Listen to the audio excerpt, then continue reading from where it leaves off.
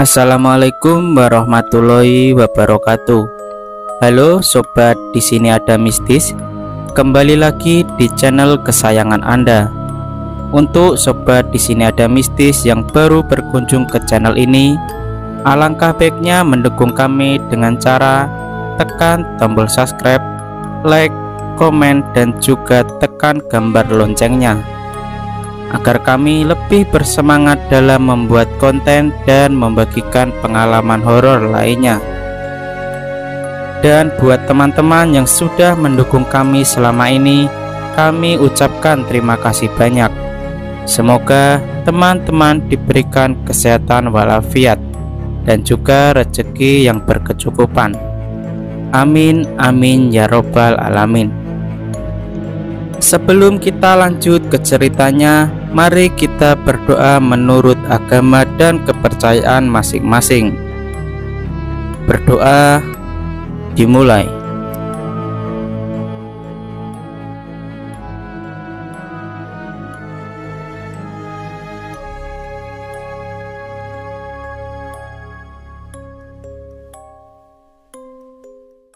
Assalamualaikum warahmatullahi wabarakatuh. Halo sahabat, di sini ada mistis. Dalam kesempatan kali ini saya akan membagikan cerita yang berjudul Pemuja Setan. Sebelum saya lanjutkan ceritanya, saya sangat memohon kepada teman-teman untuk menekan tombol like dan juga berkomentar, agar saya dapat berinteraksi dengan teman-teman semua. Ceritanya kita mulai dari sini. Sekedar informasi, nama dalam cerita ini telah kami samarkan demi melindungi privasi narasumber. Sejak kematian nenekku, apa yang dikatakan Pak Ustadz menjadi kenyataan. Awalnya kami tidak percaya kalau tetanggaku melakukan hal seperti itu. Jadi sebelum nenekku meninggal, aku melihat sesuatu yang aneh tepat saat aku melewati kamar nenekku. Yang aku lihat ada sosok perempuan berambut panjang, memakai baju merah, lidahnya yang sangat panjang dengan posisi jongkok di atas badan nenek, dan dia sedang menjilati tubuh nenekku. Aku berteriak dan sosok itu pun menghilang. Namun naasnya, keesokan harinya nenekku meninggal. Aku memberitahu kedua orang tuaku bahwa kematian nenek ada yang janggal, seperti ada seseorang yang sengaja mengirim sesuatu ke rumah kami. Karena beberapa kali aku melihat Bu Mawar sering melempar sesuatu ke halaman rumahku, seperti gulungan kain yang ternyata isinya bunga dan tanah. Dan suatu hari ketika aku melewati rumah Bu Mawar, aku melihat di teras rumahnya seperti ada dupa dan kembang 7 rupa. Suatu pagi ketika kami baru bangun tidur dan melihat ke halaman rumah, sudah ada sesajen yang masih berasap dan bunga yang sudah disebar di lantai rumah. Setelah kejadian itu, rumah kami terasa semakin ramai. Aku tidak bisa menggambarkan lagi bagaimana situasi rumahku saat ini. Setiap hari bapak dan ibu selalu bertengkar, itu pun hanya permasalahan kecil. Setelah pertengkaran itu, mereka seperti bingung mengapa mereka sampai berkata-kata yang tidak pantas. Aku tidak tahu ini ada kaitannya sama Bu Mawar atau tidak. Tapi malam itu jawabannya terkuak ketika aku sedang tidur di lantai 2, sedangkan ibu dan bapak tidur di lantai 1. Di lantai 2 tidak ada kamar mandi.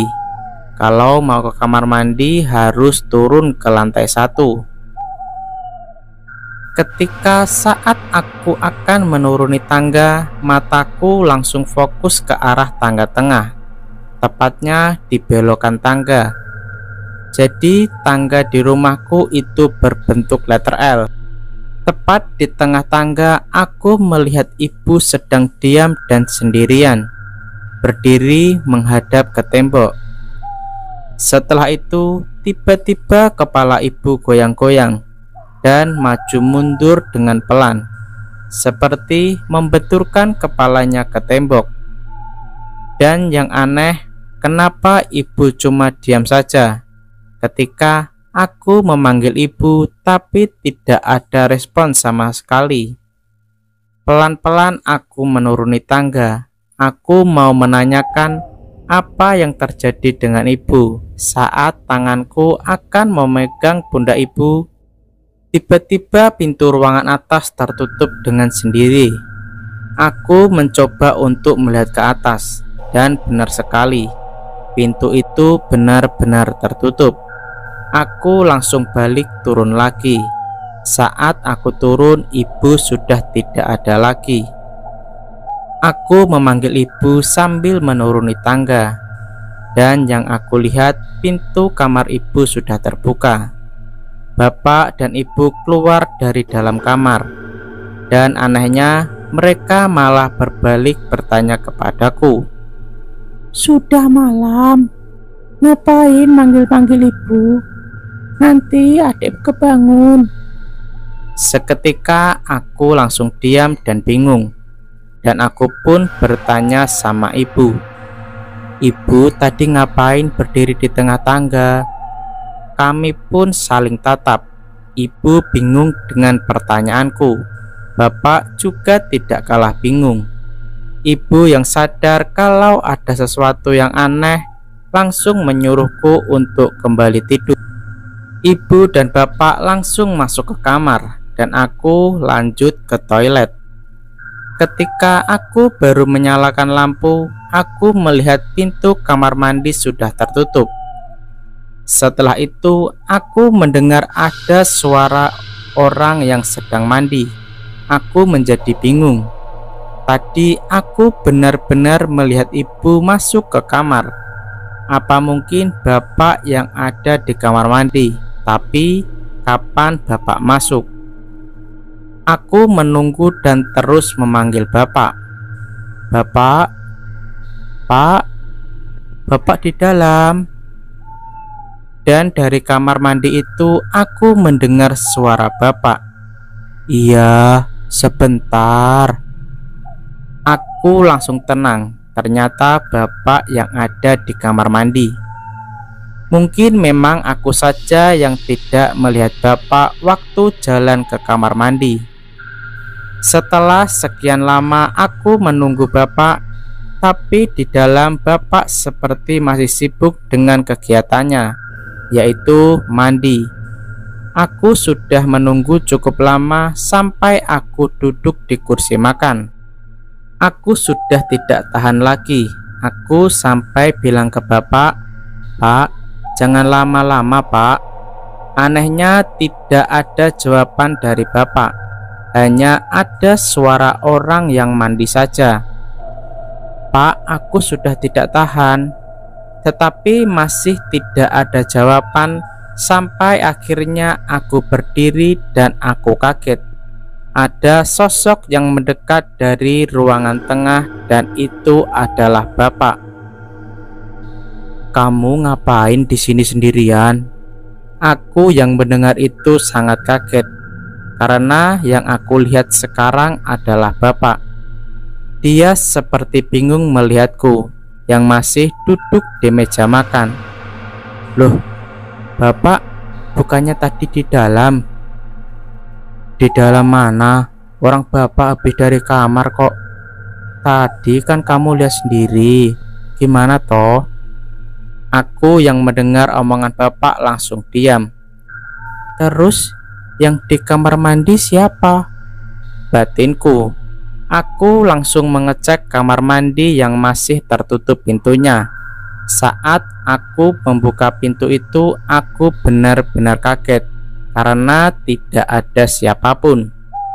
Setelah dari kamar mandi, aku langsung kembali ke kamarku, dan aku pun memilih tidur dengan adikku. Bukan hanya itu kejadian aneh yang pernah aku alami. Rumah ini benar-benar seperti angker sekali. Ketika aku sedang duduk di lantai 2 dan sambil melihat pemandangan di waktu sore hari, tiba-tiba mataku melihat satu pohon duren di dekat kebun nenek. Aku melihat seperti ada asap tipis. Setelah aku perhatikan, asap putih itu menjadi tebal, dan tiba-tiba asap putih itu menjadi gumpalan yang berbentuk sesuatu. Aku diam, tidak bisa bergerak, dan mataku melihat gumpalan asap itu menjadi sosok pocong. Aku terkejut dan langsung lari ke dalam rumah. Aku bilang sama bapak dan ibu, ini rumah sudah tidak beres. Ibu dan bapak juga merasa seperti itu, dan adikku juga bercerita. Saat malam ada sosok yang mengawasi adikku dari atas lemari. Sosok itu adalah anak kecil. Dia duduk dan kakinya bergelantung di lemari. Adikku juga berkata kalau dia sedang tidur, di bawah kasurnya seperti ada yang gerak-gerak dan suara-suara aneh. Dia lebih memilih untuk diam dan menutup badannya dengan selimut. Pernah sekali aku mengetahui si tetangga ini sedang mondar-mandir di depan rumahku saat malam hari. Setelah itu dia menyiram rumahku dengan air yang ada di dalam baskom. Aku yang melihat itu langsung melaporkan hal ini ke ibu. Ibu yang mendengar ceritaku langsung keluar. Saat pintu dibuka, ibu dan aku melihat Bu Mawar lagi diam sambil memegang baskom. Maksud ibu apa-apaan nyiram rumah saya kayak gini? Aku dan ibu melihat lantai rumah sudah basah, penuh dengan kembang 7 rupa. Bu Mawar cuma diam. Setelah itu dia pergi begitu saja. Ibu yang melihat itu tidak membiarkan Bu Mawar pergi. Ibu langsung keluar dan menegur Bu Mawar, dan Bu Mawar malah balik memarahi ibu. Dan dia bilang, keluarga kamu yang sudah membuat keluarga saya malu. Wirang. Aku yang sudah mulai melihat ibu terlibat cekcok dengan Bu Mawar, aku langsung membawa ibu untuk masuk ke rumah. Dan tetangga yang lain sudah pada keluar semua. Aku dan ibuku tidak salah, tetapi buat apa menghadapi orang gila seperti Bu Mawar? Setelah aku membawa ibu masuk, Bu Mawar masih berdiri dan melihat kami berdua sambil tersenyum. Benar-benar senyuman yang sangat mengerikan. Wajahnya sudah seperti iblis, dan aku selalu merinding saat teringat senyumannya. Keesokan harinya kejadian itu terulang lagi. Hal yang tidak masuk akal. Saat aku tidur, waktu itu aku mengira keadaan sudah normal kembali, karena sesuai saran Pak Ustadz sering-sering dibuat mengaji. Tetapi malam itu aku melihat sosok yang sebelumnya aku lihat saat nenekku akan meninggal. Saat aku lagi tidur, tiba-tiba mataku terbuka, tetapi badanku tidak bisa digerakkan. Benar-benar kaku. Mulutku seperti terkunci. Nafasku ngap-ngapan seperti ada sosok itu di atasku. Sosok perempuan memakai baju merah, rambutnya yang panjang, lidahnya yang panjang, dan sedang jongkok di atasku. Sosok itu ingin menjilati tubuhku, tapi seperti ada yang menahan. Dia tidak bisa menjilatku. Setelah itu dia mundur ke belakang, masuk ke pojokan lemari yang gelap. Pelan-pelan sosok itu menghilang, dan aku mendengar suara orang yang sedang berlari di atas rumahku. Setelah itu aku mendengar suara teriakan adikku. Dia berteriak sangat keras sekali, tidak seperti biasanya. Saat aku baru sadar dan akan ke tempat adikku, aku sudah melihat adikku diam dan berdiri di depan pintu kamarku yang sudah terbuka. Anjas diam melihatku terus berteriak, "Panas!" Setelah itu Anjas langsung meloncat ke badanku. Dia langsung memukuliku dan menyakarku. Aku berteriak dan akhirnya bapak dan ibu datang untuk memisahkan kami. Nyebut Jas, nyebut. Ibu sudah berteriak histeris. Sampai akhirnya bapak membacakan ayat kursi dan akhirnya Anjas bisa lebih tenang. Setelah itu Anjas langsung pingsan. Aku yang melihat kejadian itu seperti tidak percaya. Aku berkata sama bapak untuk memanggil Pak Ustadz sekali lagi agar bisa membersihkan rumah ini. Setelah semua dilakukan, setan-setan ini masih berada di rumah kami. Keesokan harinya Pak Ustadz datang untuk membersihkan rumah kami. Kata beliau, rumah kami semakin ramai. Ada sosok anak kecil, ada sosok kepala buntung, pocong, sampai yang paling kuat sosok yang pernah aku lihat, yaitu kuntilanak merah. Namanya Malini. Aku bingung waktu Ustadz bilang seperti itu. Aku bertanya sekali lagi. Ustadz menyebutkan nama yang sama, Malini. Kemudian beliau berbicara lagi. Saya tidak bisa menceritakan lagi, tapi ini adalah sosok jin yang disembah demi memperkuat ilmu hitam. Seketika aku terdiam. Ingin rasanya aku pindah rumah. Aku sangat khawatir dengan keluargaku. Setelah kedatangan Pak Ustadz, rumah kami lebih terasa nyaman dan aku benar-benar bisa merasakan angin. Sayangnya ini tidak berlangsung lama. Hanya dalam hitungan hari rumahku seperti menyeramkan lagi. Mungkin karena keluargaku sudah jarang mengaji, karena merasa gangguan dan teror sudah menghilang. Ternyata kami salah. Justru kali ini semakin mengerikan. Tepat kejadian ini setelah azan maghrib. Setelah sholat, aku menuju ke kamar mandi. Tiba-tiba aku mendengar suara hujan yang sangat lebat. Dan ternyata aku tidak hanya mendengar suara hujan, tetapi seperti mendengar suara yang sangat aneh. Terima kasih buat teman-teman yang sudah mendengarkan cerita ini sampai akhir.